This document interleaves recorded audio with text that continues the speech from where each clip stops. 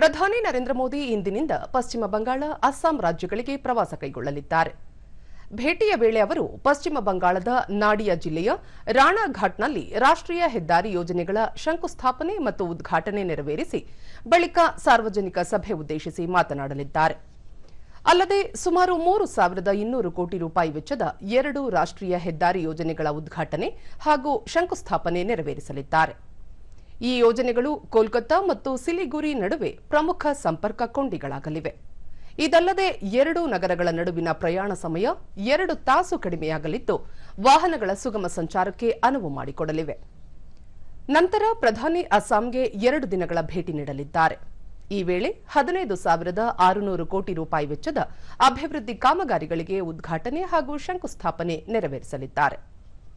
ಭೇಟಿಯ ವೇಳೆ ಅವರು ಲೋಕಪ್ರಿಯ ಗೋಪಿನಾಥ್ ಬಾರ್ಡೋಲೋಯ್ ಅಂತಾರಾಷ್ಟ್ರೀಯ ವಿಮಾನ ನಿಲ್ದಾಣದಲ್ಲಿ ಅಸ್ಸಾಂನ ಜೀವ ವೈವಿಧ್ಯತೆ ಹಾಗೂ ಸಂಸ್ಕೃತಿಯನ್ನು ಬಿಂಬಿಸುವ ಬ್ಯಾಂಬೂ ಆರ್ಕಿಡ್ ಟರ್ಮಿನಲ್ ಕಟ್ಟಡವನ್ನು ಉದ್ಘಾಟಿಸಲಿದ್ದಾರೆ.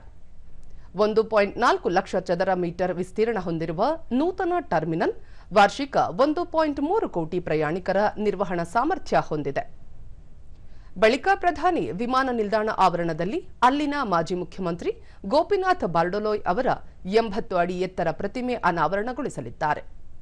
ಟರ್ಮಿನಲ್ ಕಟ್ಟಡದ ಹೊರಗೆ ಅವರು ಸಾರ್ವಜನಿಕರನ್ನು ಉದ್ದೇಶಿಸಿ ಮಾತನಾಡಲಿದ್ದಾರೆ.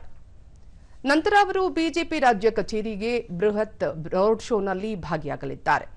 ನಾಳೆ ಪ್ರಧಾನಿ ಕ್ರೂಸ್ ಶಿಫ್ಟ್ನಲ್ಲಿ ಪ್ರಯಾಣ ಬೆಳೆಸುತ್ತಾ ಪರೀಕ್ಷಾ ಪೇ ಚರ್ಚೆ ಕಾರ್ಯಕ್ರಮದಲ್ಲಿ ವಿದ್ಯಾರ್ಥಿಗಳೊಂದಿಗೆ ಸಂವಾದ ನಡೆಸಲಿದ್ದಾರೆ.